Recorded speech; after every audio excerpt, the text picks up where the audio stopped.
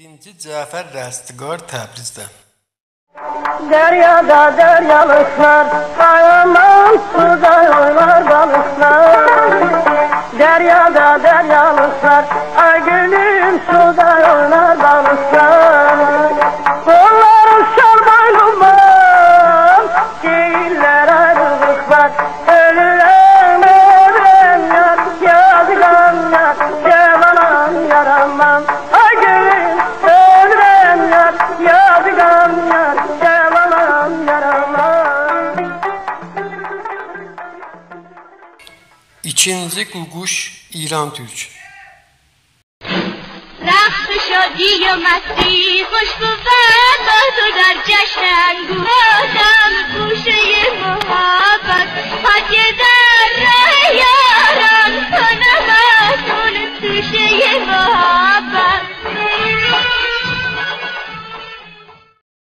Üçüncü Səxavət Məmmədov, Azərbaycan milli artist. Tubanıma kalmasın, ha gülüm şirindir bağlanmasın. Tubanıma kalmasın, ha gülüm şirindir bağlanmasın. Yarım yalanım, yalanım sağalmasın. Sevirem seni, sevirem seni. Aman aman sevirem seni, sevirem.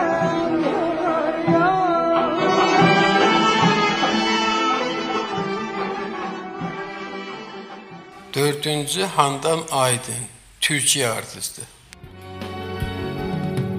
Deryada deryalıklar, ay balık, suda oynar balıklar. Deryada deryalıklar, ay balık, suda oynar balıklar. Ne bu sevdan olaydı ay balam, ne de bu ayrılıklar. Ne bu sevdan olaydı ay balam, ne de bu ayrılıklar. Ölürüm